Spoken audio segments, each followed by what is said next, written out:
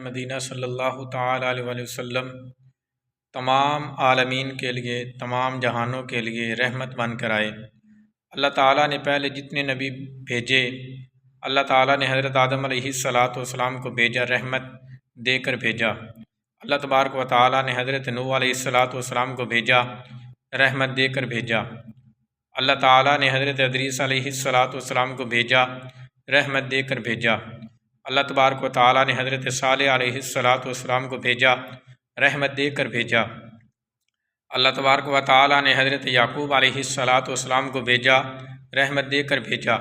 اللہ تبارک و تعالیٰ نے حضرت یوسف علیہ السلام کو بھیجا، رحمت دے کر بھیجا۔ اللہ تبارک و تعالیٰ نے حضرت موسیٰ علیہ السلام کو بھیجا، رحمت دے کر بھیجا۔ اللہ تبارک و تعالیٰ نے حضرت ابراہیم علیہ السلام کو بھیجا تو رحمت دے کر بھیجا۔ اللہ تبارک و تعالیٰ نے حضرت اسماعیل علیہ السلام کو بھیجا، رحمت دے کر بھیجا۔ اللہ تبارک و تعالیٰ نے حضرت یوسف علیہ السلام کو بھیجا، رحمت دے کر بھیجا۔ برحق اللہ تعالیٰ نے 1,24,000 کم پیش پیغمبر اور رسول بھیجے، سب کو رحمت دے کر بھیجا۔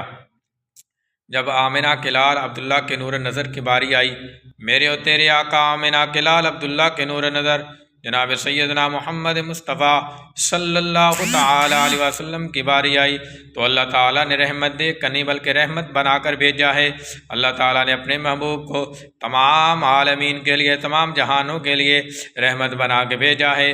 میرے آقا تاجدار مدینہ صلی اللہ تعالیٰ علیہ وآلہ وسلم ایک عورت کے مکان کے ساتھ ٹیک لگا کر کسی سے بات کر رہے ہیں، کسی سے باتیں کر رہے ہیں، کسی مسافر سے ملاقات کر رہے ہیں۔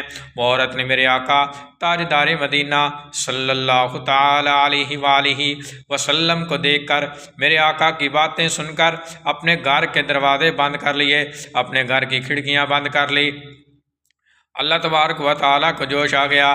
اللہ تبارک و تعالیٰ نے حضرت جبرائیل علیہ السلام کو بھیجا، اے جبریل جا کے میرے محبوب کو بتا دے کہ اس عورت نے حسد اور بغض کی وجہ سے تیری باتیں ان کے کانوں تک نہ پہنچ جائیں، تم سے بغض رکھتی ہے تو اپنے گھر کے دروازے اور کھڑکیاں بند کر لی ہیں۔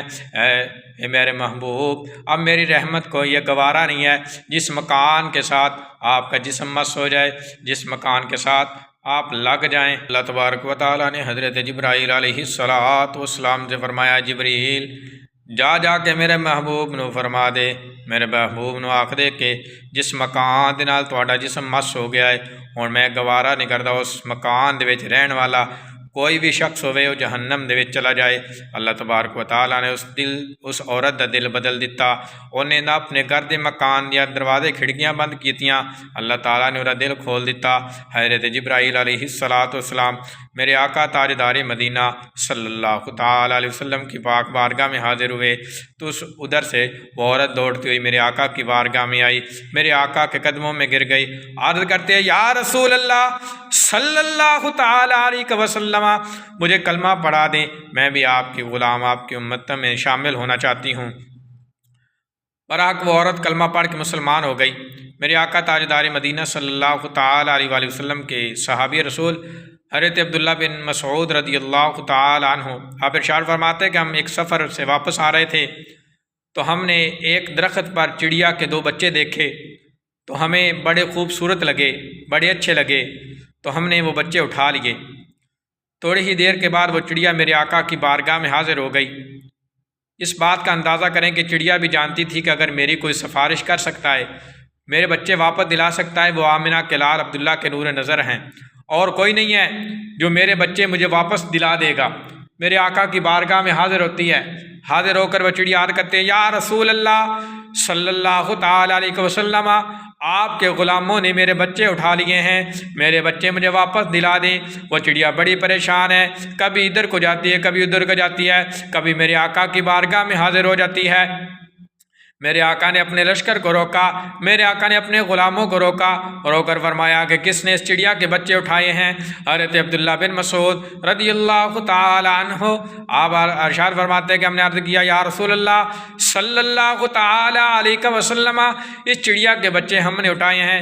میرے آقا تاجدار مدینہ صلی اللہ تعالی علیہ وسلم نے ارشاد فرمایا اے عبداللہ اس کے بچے واپس رکھ دو، یہ میری بارگاہ میں تہاڈی شکایت لے کے حاضر ہوئی ہے کہ میرے بچے آپ کے غلاموں نے اٹھا لیے ہیں۔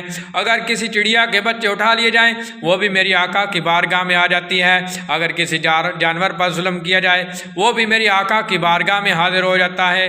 میں قربان جاؤں اس آقا پر جس کو اللہ تعالیٰ نے پورے عالمین کے لیے رحمت للعالمین بنا کے بھیجا ہے۔ میرے آقا کے دشمن ابو لہب ہو، ابو جہل ہو، طیبہ ہو، شیبہ ہو، میرے آقا سے ہر وقت بغض رکھنے والے، میرے آقا کی راہوں میں کانٹے بچھانے والے، میرے آقا کی راہوں میں گندگی پھیلانے والے، جب بھی کوئی مشکل وقت آتا تو میرے آقا کو پکارتے کہ میرے آقا تاجدار مدینہ صلی اللہ تعالی علیہ وآلہ وسلم ان کی خدمت کے لیے پہنچ جاتے، ان کی حاجت کو، ان کی درد مندی کو دور کر دیتے۔ یہ میرے اللہ تبارک و تعالیٰ نے اپنے محبوب کو وہ دل عطا فرمایا ہے۔ احد کے میدان میں میرے آقا تاجدار مدینہ صلی اللہ تعالی علیہ وسلم کے والضحیٰ کے چہرے سے جب خون نکلنے لگا، خون بہنے لگا تو میرے آقا کے صحابہ نے عرض کی یا رسول اللہ صلی اللہ تعالی علیہ وسلم ان کے لیے بد دعا کر دیں، اللہ تعالیٰ ان کو تباہ و برباد کر دے گا۔